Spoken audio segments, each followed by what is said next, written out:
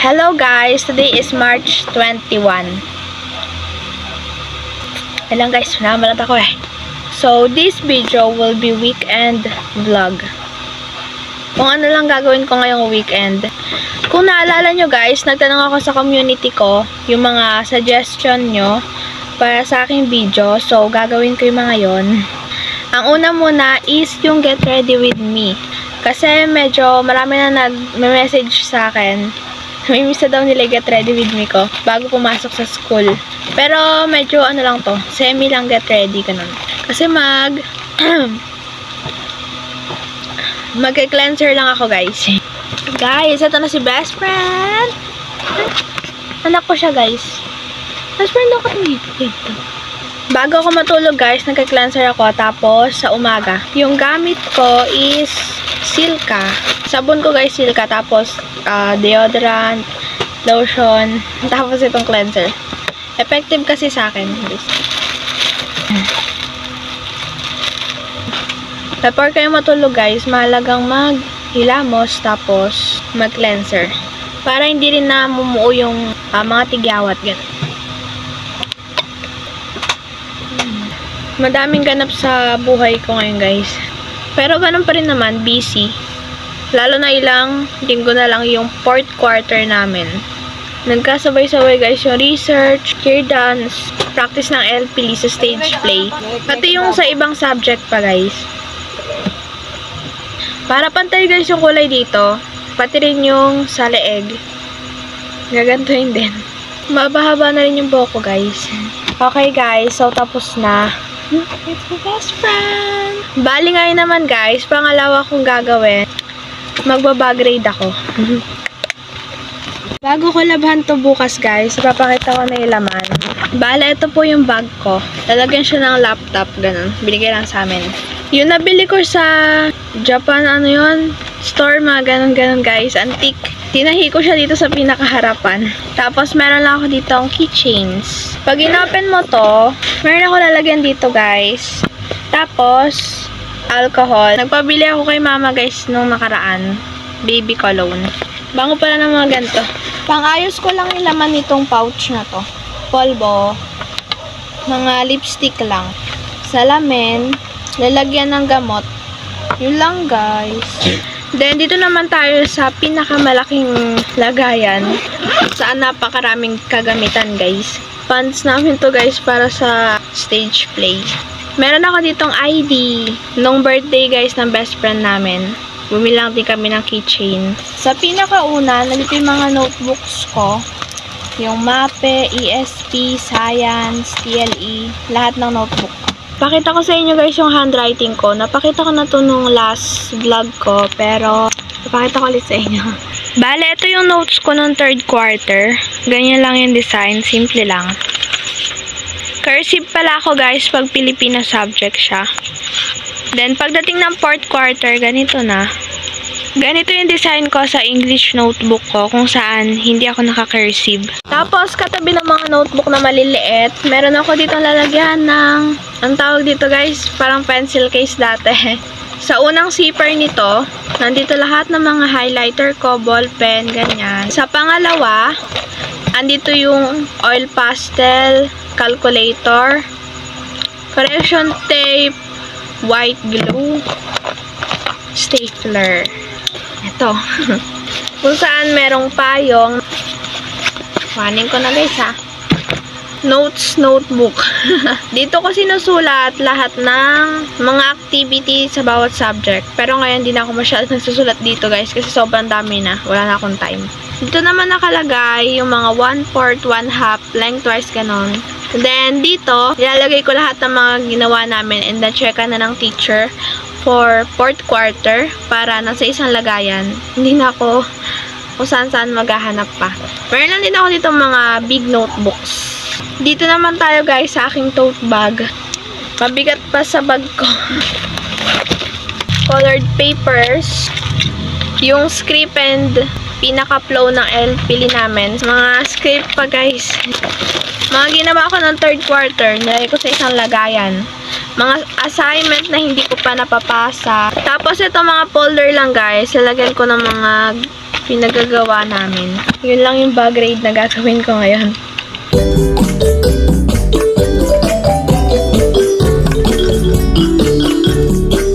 Ang dami kong kailangan gawin guys sa AP.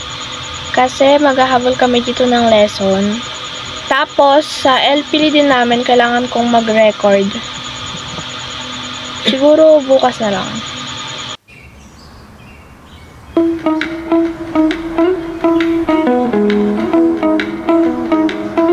Hello guys! Today is March 24 na. Ginaus ko na naman kayo. So, kanina, nag-general practice kami. Buong section para sa stage play ng El Filibusterismo. Hindi na ako nakapag-vlog nung linggo. Naglinis lang ako nun ng space ko dito. Tumulong ako kay mama sa gawaing bahay. Then, nung bandang tanghali, practice kami. Kaso guys, hindi yun natuloy. Naghintay kami dun 12:30 hanggang 2 PM. Konti na kami pumunta, kaya kinancel ko na din. Mukha akong stress guys. Alam nyo bang exam na namin ng 4th quarter sa Thursday, nitong linggo na to? It's currently 1 PM na. Sobrang init dito guys. Wala kaming pasok ngayon, medyo modular ganon, na may online class. Dahil na rin guys sa heat index. Hindi ako nag-set ng practice ngayon guys kasi sobrang init din. At kailangan namin gawin yung mga ibang activity sa ibang subject. Anyway guys, ngayon, nandito yung mga notebook ko. Kasi, ako ay mag-lecture. Sa TLE muna, kasi yung sa English, hindi ko ma-open yung files. Marami pa. Kung hindi pa kayo nakapag-lectures, guys, lecture na tayo. Hindi ko alam kung need pa to guys. Pero sa ibang subject, hindi pa ako kompleto sa lecture.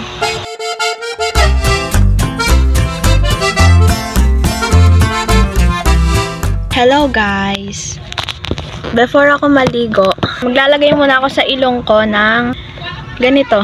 Pero nilalagay ko lang naman siya, hindi sa buong mukha ko kasi masakit guys. Dito sa ilong lang, tapos minsan dito, tapos dito sa noo. Nag-send na yung teacher namin ng schedule para sa exam guys. At mamayang gabi, feeling ko magpupuyat na naman ako. Okay na guys. Papatuyuin ko na lang to.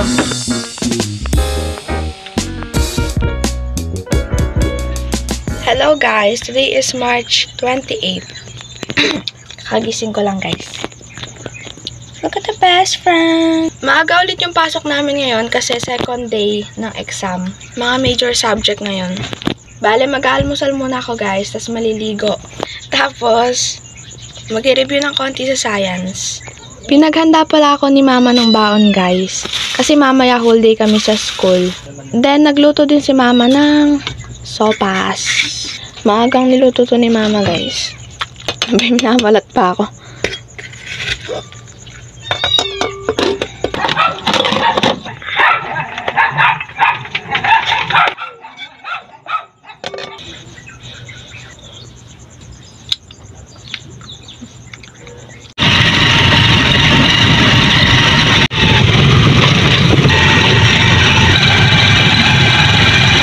Hi guys! Magkakaroon lang ako ngayon ng self-update. Sensya na guys, sinisipon eh. Kasi I think, naku-curious na rin kayo kung bakit yung pag-upload ko is hindi nakagaya ng dati.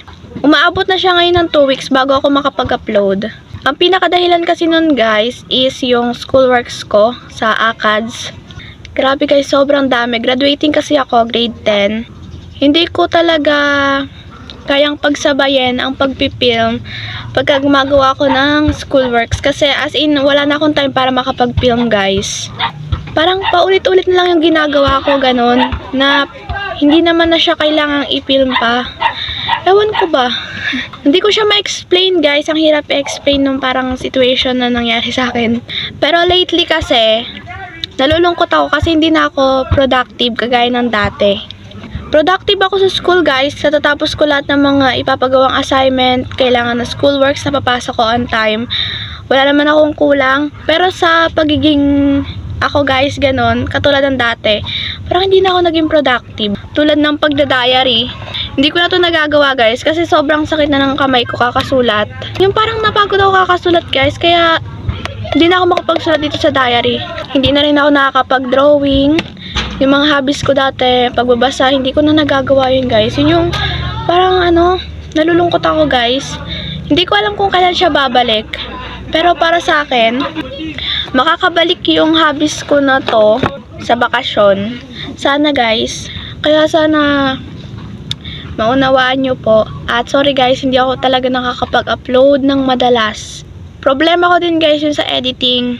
Kasi minsan naglalako yung editing, yung apps ko, ganon. Tapos napakatagal kasi mag-edit. Ako kinakain ng video sa editing ko 2 hours. Tapos iba pa dun yung thumbnail. Pero babawi talaga ako sa inyo guys, as in. Pagka talagang lahat ng mga to nakaraos na. Kasi meron pa kaming stage play. Nitong linggo na ito. Sunday ngayon, simula bukas Monday hanggang mag-Friday, busy kasi gagawa ng props, ng backdrop, magpe-paint, sa final performance, asikasuhin. Pero promise guys, babawi ako sa inyo. May nag-request ng study desk tour ulit. So wala namang nadagdag dito pero ipapakita ko sa inyo yung medyo updated. Konti lang naman nadagdag guys. Nakikita nyo naman sa mga video ko. Pero ito pa rin yung table ko guys. Wala nagbago. Siyempre. So, papakita ko sa inyo. Lobat yung parang tripod ko ngayon. Kaya, gamit ko yung kamay ko. Bale dito, meron akong teddy bear. Tapos, ilaw dito. Ito yung ginagamit ko pag nagbablog ako. Tapos, gumagawa ng assignment, ganyan. Meron kasi itong electric pan. Then, sa baba nitong teddy bear, meron akong isang lalagyan. Na-miss nyo ba yung ganito ko guys? Laman lang nito is mga stickers, tapos notepad. Then, meron lang ako ditong tape. Pero kay kuya to.